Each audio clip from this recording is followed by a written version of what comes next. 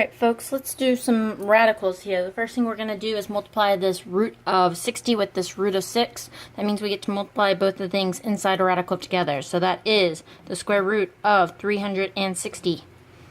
Now you can't leave it like that. The directions say simplify each radical expression as much as possible. So after you multiply, go ahead and see if you can break that back down. If you're doing it the perfect squares way, that is 36 times 10, so you can already get your root that way. If you're doing it factor tree way, you're going to have to make a factor tree, so 36 and 10, which is 5 and 2 for 10. And then 36 is 6 and 6, which is 3 and 2, and 3 and 2. So I'm circling all my primes if you're wondering why I'm doing that. If it's prime, circle it. Now, if it has a pair, it gets to go outside. If it does not, it has to stay inside. So here's my answer radical. I have a pair of 3's, so a 3 gets to go outside. I have a pair of 2's, so a 2 gets to go outside, and they multiply together. I have a leftover 5 and a 2, so both of those have to go inside, and they get multiplied together. So our final answer is 6 root 10. Let's try number 2 over here. Before you start multiplying them together, I hope you notice that 4 is a perfect square. So if it's a perfect square, go ahead and solve it. Root of 4 is 2, and this is 2 times the root of 30. Let's real quick do a check. Root of 30, can I simplify that? 3 times 10, which is 5 and 2. I have 3 primes, but none of them match, so I'm done. You can keep that at 2 root 30. Then for number 5, I've got this one big old radical here. Go ahead and split that into a little radical on top and a little radical on bottom. So, notice those are both perfect squares again. What's the square root of 9? Yep, that's 3. What's the square root of 100? Yep, that's 10. Double check to make sure you can't simplify this fraction any, and no we cannot, so circle that. You're done. Let's go over to 72 divide by 12, both them roots. If they are the same type of thing, you may simplify inside to inside. So both of those numbers are divisible by 12. So if I divide 72 by 12, I get 6. If I divide 12 by 12, I just get 1. Notice they still have that radical on them. Our next step, perfect square. 1 is a perfect square. Square root of 1 is 1. So I have really root of 6 over 1. Or the best way to probably write that is just a root of 6. Let's go on to number 7 for our next problem. I've got another one of those big old radicals. So I want to split that into 2 little ones again. So I have really the root of 20 over the root of 27. So the next thing I check is, can I simplify these fractions right here, 20 over 27? And the answer is no, they are not divisible by the same number. So what I'm going to do instead is, I'm going to eventually have to rationalize. That means get rid of the radical in the denominator. But before I do that, can we make these simpler numbers? So let's simplify the radicals themselves. So let's do some side work. Here's a little note card that I'll do some side work on. So the first side work I need to do is, what is the root of 20? So if you're doing it perfect squares way, the perfect square that goes in there is 4, so you would be done right now. But if you are going through factor trees and looking for pairs, you need to break that 4 down a little bit more. So what we see is a pair of 2's and a 5 left over, so the root of 20 is 2 root 5. So that's why I'm going to put 2 root 5 now in the numerator. It's going to go in place of my 20. So there it is, 2 root 5. Now in the denominator, I've got the root of 27, so let's break that down as well. If you're doing perfect squares, that is 9 times 3. Perfect square there is 9. If you're not, then you need to break that down a little bit further to 3 and 3. So I see a pair of 3's and a leftover 3, so that's going to be 3 root 3. That is why I'm replacing the denominator with 3 root 3. Right there it is. Alright, do some checks real quick. Can my fraction be simplified? No. How about inside my radical to inside my radical? Still a no. So everything else is done. I still have a radical in the denominator, and that is not okay. So let's rationalize it. That means get rid of it. So we have to multiply the top and bottom by that radical to get rid of it. So the top is going to become 2 root. We can combine these 2 radicals into 1. So 5 times 3 is 15. And in the denominator, we had a 3 already down there. See the one outside the root right there? And it's going to be joined by this. Remember from class, anytime a radical touches the exact same radical, so they multiply together like this, they cancel and you're just left with what's inside. So it's 3 times a 3 really. So we put 9 down there. One last check that you should always do, I didn't have it on this one. 2 over 9, make sure you can't simplify that last fraction right there. Alright, let's look at number 8. This is an example of having something outside of that you can cancel ahead of time. So we're going to simplify the fraction 2/4.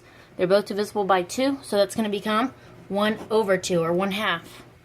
And then I still have the 3 over the 5. They can't simplify, they have nothing in common. So before I can give my final answer, once again remember you cannot have a radical in the denominator. So we're going to have to multiply both of these by the root of 5. And when I do that, in the top, I've got 3 times the 5, so root of 15. Notice I'm dropping off the 1, only because it's a ninja. It's not giving me any value. 1 times the root of 15 is still the root of 15. In the denominator, I've got 2 times. Here we go again. Exact same root touching itself. So that is 2 times 5, 10. Now I know it's tempting to try to cancel this with this. You know, they're both divisible by 5. But one is a radical and one is not a radical. They are not like things. Do not try to simplify between them. Alright, the next thing that we need to do is adding. So the first example, number 11, is pretty simple. So let me get this in a better spot so you can see it. If you're trying to add or subtract radicals, it's a lot like adding or subtracting fractions. For fractions, you have to have a common denominator. For radicals, you have to have a common radical. So you have to make sure whatever's in the root is the exact same. Now all we have to do is add the coefficients, so the numbers in front. So it's 3 plus 9, which is 12, minus 4, which is 8. So 8 root 3. And we're done. Now it seems pretty simple, but sometimes they throw in some extra steps. Like this one, for example. We have some radicals that we are going to have to simplify first. So they're probably going to become this root 5 or something similar. And let's see what we get. So 2 root 5, absolutely ready to go. It's prime in there, so I can't simplify it. And I've got minus, this is 2 root 36. Do you recognize 36 as a perfect square? Yeah, so that's really just 2 times 6 right there. So we're going to write 2 times 6. And then we've got 3 root 45. Let's go to a side piece of paper here. So 3 root 45. Let's see what makes up 45. If you're looking for perfect squares, it's 9 times 5, and you would be done right now. If you're not, you're going to keep moving. 9 is 3 and 3. So I see a pair of 3's. So a 3 is going to join the 3 that's already outside. So I've really got 9 outside and left over old 5 right there. So that is 9 root 5. So I'm going to go back to my paper here, and instead of saying 3 root 45, I'm going to say plus 9 root 5. 2 of these things are the same, one of them is not. That's right, the root 5's are the same, so we're going to add those together. This minus 2 times 6, not the same. We're just going to tack that on to the end. So let's do that. We've got 2 plus 9, that's 11 root 5. Minus 2 times 6, let's go ahead and multiply that together. That's 12.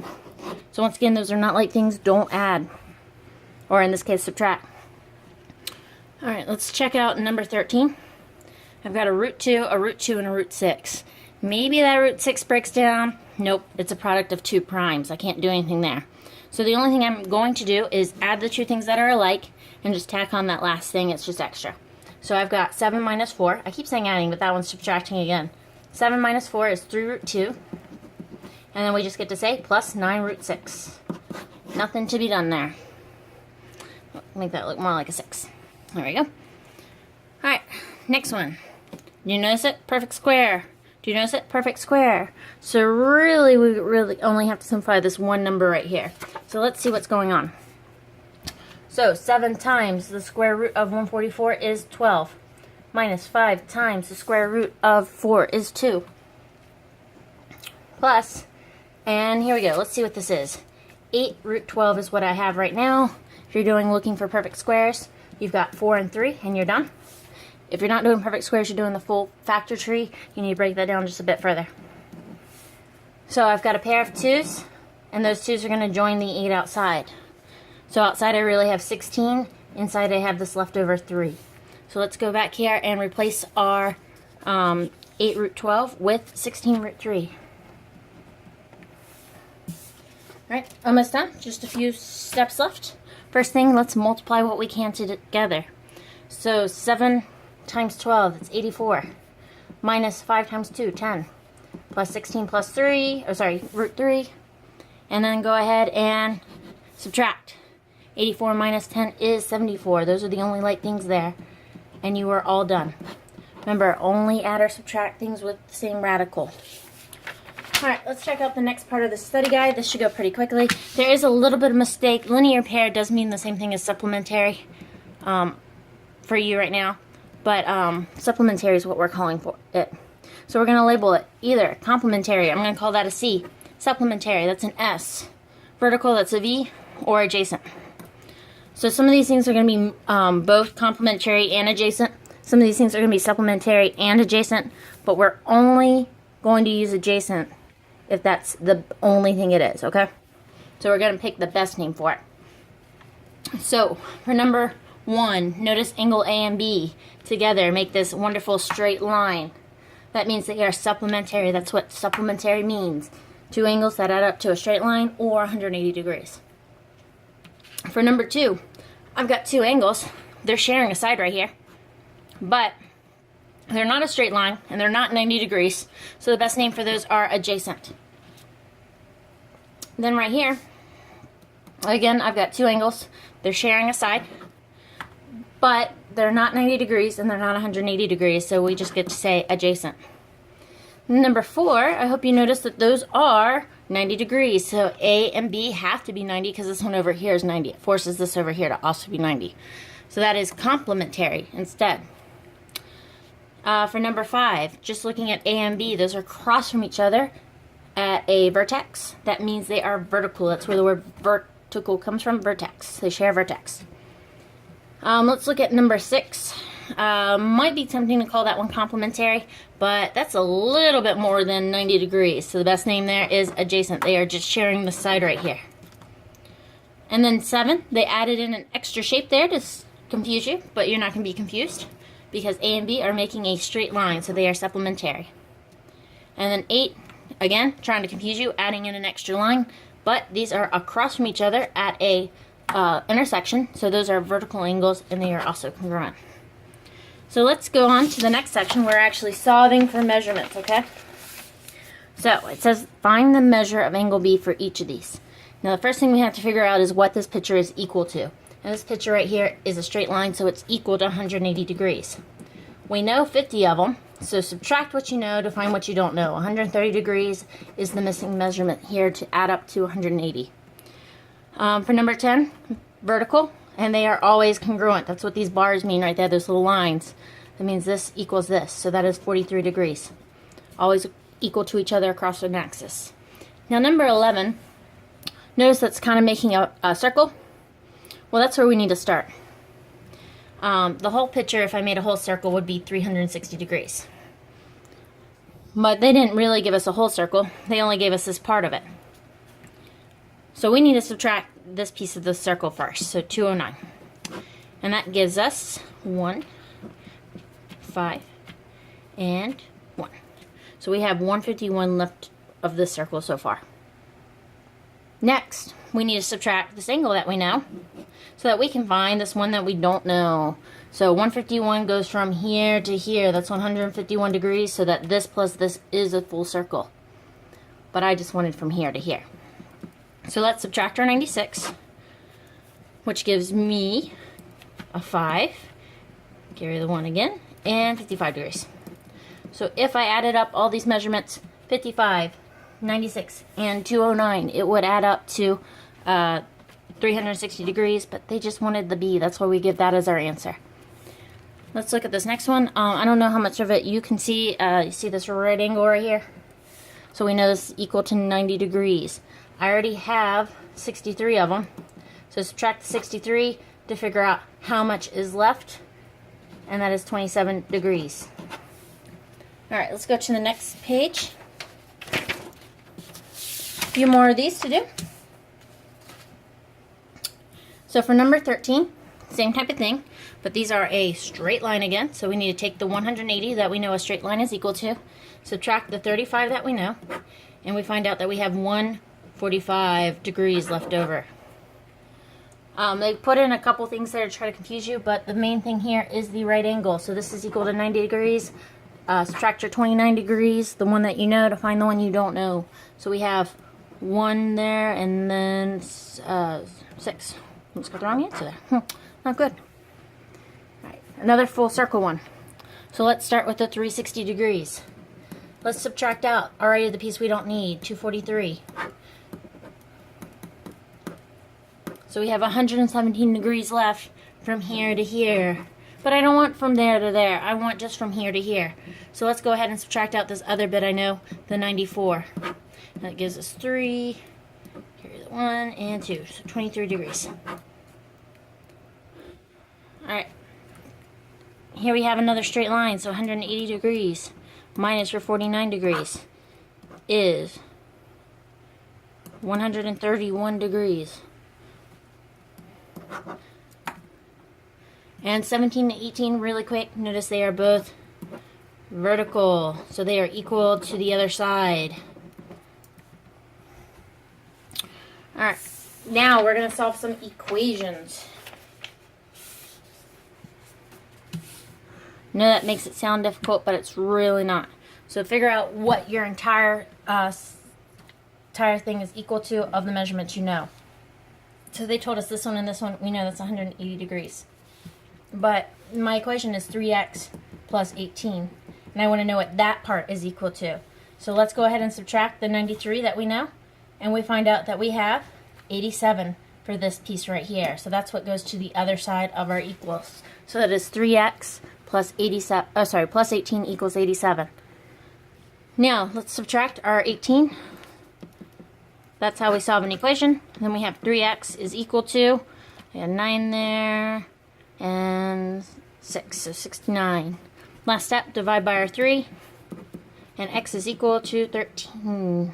That's not right, 23. There we go, much better. So x is equal to 23. Let's go to this one. Here's the circle again. So we have to start with 360. We're going to subtract off the piece that we don't want for sure, 296. And we get 4, carry 1, we got 5, carry 5. We've got 64. That's not a lot, just 64. Then we got to subtract out our other piece here because we just want this piece, not from here to here. So we're going to subtract out our 29. That gives us 33 degrees. But that's equal to the x minus the 24. So we've got x minus 24 equal to 33 degrees. So let's finish solving that equation really quick. It's a one step. Add your 24. And you've got x is equal to 57 degrees. So if I plug this x in here, solved everything, and added all these two together, that would be 360 degrees again. Oh, you gotta love your vertical angles ones. They're always equal to each other. So these are vertical. So your 2 plus 3x is equal to the 62. So to solve this, 2 steps again, subtract your 2. So 3x is equal to 60. Divide by your 3. And x is equal to 20. Now I hope you're getting used to this. When you see a right angle, you always get a couple more, don't you? So here's a right angle, so is this one. But I don't want the whole right angle, I only want this piece. So I'm going to subtract off that 40 that I don't want. And I think everyone can do that in their heads pretty quickly, because 40 plus 50 is definitely 90. So I want 6x plus 2 to be equal to 50, which means I need to subtract the 2, which means 6x equals 48. Divide by your 6, and that's where you get 8 from. So x equals 8. Alright, one little section left. Well, everything's like 2 sections, but 6 problems. We've got Pythagorean theorem. So the first thing we have to do is identify the legs and the hypotenuse. Remember, your legs are just the 2 sides that aren't your hypotenuse. They're connected to your right angle. Your hypotenuse is the important one. So your hypotenuse is always across from your right angle. So your hypotenuse is z. Make sure that's always your longest side. If it's not, you mess something up. So my legs are the other two. For this case, it's x and y. So x and y. For number 2, my legs. Well, let's start with our hypotenuse again. That's the easiest to find. Always across from your right angle. So that is p. and your legs are M and N. Alright, this one, here's our right angle. Across from that is a T, so that is our hypotenuse. Actually, I'm thinking that's actually an R. Sorry about that. I think that's an R. Let's call that an R. Let's call this one T. So our hypotenuse is R, and our legs are C and T. Alright, now let's solve the hypotenuse. Let's solve the Pythagorean theorem. So Pythagorean theorem is a squared plus b squared equals c squared. It's one of the easiest formulas to remember. So let's just label our sides. They label them for us. That's very nice of them. So we know for this one it's 2 squared plus 4 squared equals c squared. So I've got 4 plus 16 equals c squared. So I've got 20 equals c squared. And then take your square root always as your last step. Now I don't have a calculator nearby, so I want you to round to the 10th place. I do know that it is going to be 4 point something, probably around 4.6-ish. So if yours is not exactly 4.6, that's fine. I know it's going to be 4 point something. Now for our next one, we need to solve for a c again. So I've got 1 squared plus 3 squared equals c squared. So I get 1 squared is 1, 3 squared is 9, and c squared is just c squared. Go ahead and add that together. I've got 10 equals c squared. And again, I don't have a calculator nearby, but I know that's going to be 3.1, okay? It's not exactly that. That's why I do these little squiggly lines. It's approximately. Alright, last one. Gave me an A again, a B again, and I need to find my C. So I've got 25 plus 9 equals c squared. So I've got 34 equals c squared. So take your square root. It's going to be 5.8-ish, maybe 0.9. But there you go. So 5.8. Alright, good luck on the test.